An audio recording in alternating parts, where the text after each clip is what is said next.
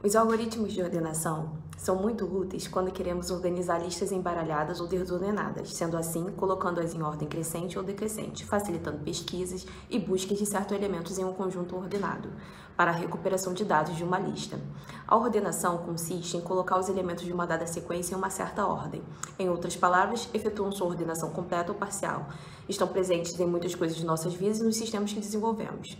Mesmo que pareça somente um assunto acadêmico, muitas vezes as linguagens atuais trazem recursos que permitem com que um único comando seja feita a ordenação de uma estrutura de dados e muitas vezes não nos damos conta da complexidade e da importância que está por trás disso. Hoje eu vou apresentar o método de ordenação por seleção em linguagem C para a disciplina de Fundamentos de Programação da Universidade de Educação Tecnológica do Estado do Rio de Janeiro. Meu nome é Marília Silva e eu fico por aqui.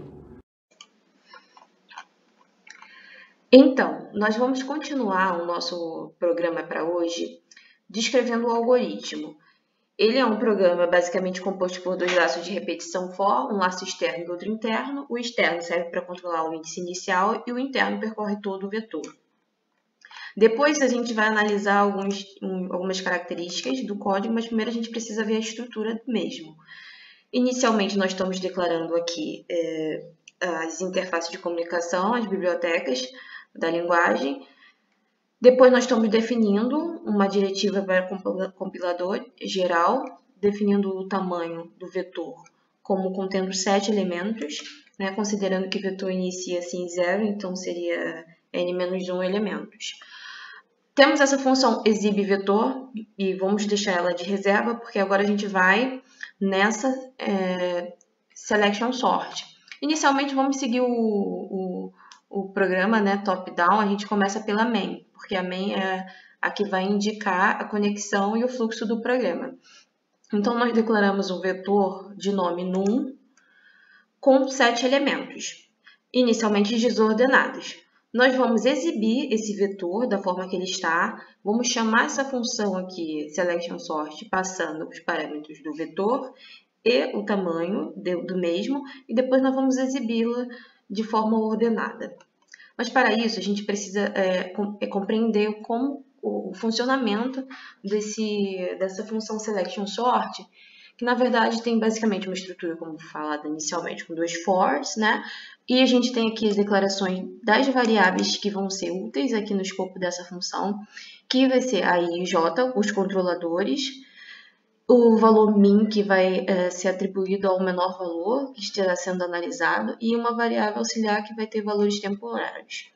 Iniciando o for externo com o i inicialmente em 0, então a gente vai acompanhando por aqui também para a gente ter um paralelo, o até quando o critério de permanência desta função for, até que o tamanho seja menos 1. Né? Ou seja, o tamanho 7 menos 1, 6. Ali são as posições do vetor que a gente vai estar percorrendo e vai estar atualizando ele. Então, tá. Entramos dentro desse for, atribuindo o menor valor ao valor correspondente do índice. Então, o min fica em 0. Tá? Aqui eu botei menor, mas a gente vai ser equivalente ao min. Tá? O for interno ele vai se iniciar na posição seguinte do i. Porque, pensa comigo, não faz muito sentido a gente colocar o j se iniciando da mesma posição que o i, senão os dois vão estar comparando os mesmos valores. Né? Então, é a mesma coisa que multiplicar 1 por 1. Então, a gente precisa ir no valor seguinte, na posição seguinte do array, do vetor. Então, a gente atribuiu aqui i mais 1. Então, ele está iniciando numa posição seguinte à do vetor, que seria 1, tá? Estamos atualizando aqui nosso código. J é menor que o tamanho, porque o J ele vai percorrer o tamanho exato do vetor, todas as posições a partir da seguinte do I, e vai ser atualizado em uma unidade.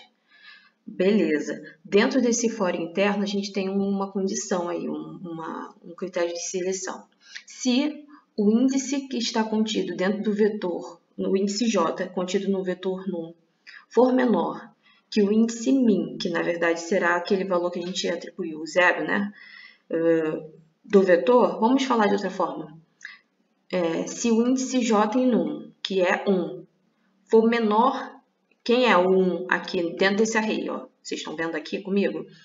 O índice 1 dentro desse array é o 7. Então, o 7 é menor que o índice min de num, que 0? O 7 é menor que 0? É, então ele vai fazer isso. vai trocar o menor pela posição de J. Aí o 7 vai vir para cá. E assim sucessivamente, até que todas as posições do vetor tenham sido ordenadas. Mas nós não vamos ficar por aí, porque ainda temos esse if aqui, onde nós vamos comparar o último elemento percorrido em I e se ele for diferente do menor valor atribuído até então, né? É esse critério aqui. Se o I que a gente está analisando aqui, que vai ser atribuído, vai ser atualizado decorrido conforme o valor mínimo, o menor valor do array for sendo atribuído, ele vai se atualizando aqui. Até que esse valor mínimo seja diferente de I, ele entra nessas condições aqui. A variável auxiliar, ela passa a ter o valor desse índice I do vetor num. Esse índice I do vetor num, por sua vez, vai pegar o índice menor do vetor num, e o vetor num vai receber esse valor do auxiliar. Porque aqui a gente não poderia fazer uma atribuição direta, a gente tem que usar uma variável com valor temporário para a gente poder manipular os valores. Considerando que a gente está manipulando valores contidos dentro do array, mas também as suas posições, né?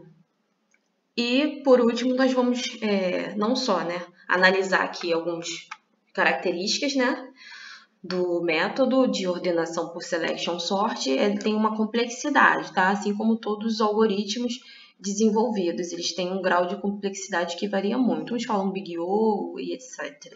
Mas esse é assunto mais para frente. O selection sort compara a cada iteração um elemento com os outros, visando encontrar o menor.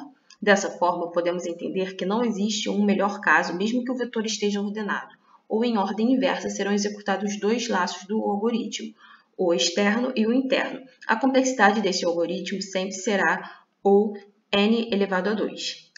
N ao quadrado, enquanto que, por exemplo, os algoritmos Redfield Sort e Merge Sort possuem complexidades do log, né? Então, são complexidades mais complexas, sem querer ser redundante, né? Então, esse algoritmo é um algoritmo simples e eficaz, só que ele tem desvantagens, né? Ele é um dos mais lentos para vetores de tamanhos grandes, então a gente está considerando aqui um vetor pequeno, de 7 posições. Mas se a gente tivesse um array, sei lá, de 100 posições, ele seria inviável, ele seria muito caro. E as vantagens? Ele é um algoritmo simples de ser implementado em comparação aos demais, não necessita de um vetor auxiliar em place. Por não usar um vetor auxiliar para realizar a ordenação, um vetor auxiliar, tá, gente? A gente usou uma variável auxiliar, não um vetor. Ele ocupa menos memória, ele é um dos mais velozes na ordenação de vetores de tamanhos pequenos. Aqui eu trouxe duas ilustrações sobre o selection sort para ficar mais cristalizado na nossa memória. O que ele faz, basicamente, ele compara cada posição, as duas posições consecutivas de um vetor e vai atualizando de acordo com o valor, fazendo esse teste, né? Se o valor daquela posição for menor, ele vai atribuindo aos elementos iniciais do array até que ele esteja ordenado em si. Nós temos essa ilustração também da Wikipedia, que eu achei muito interessante.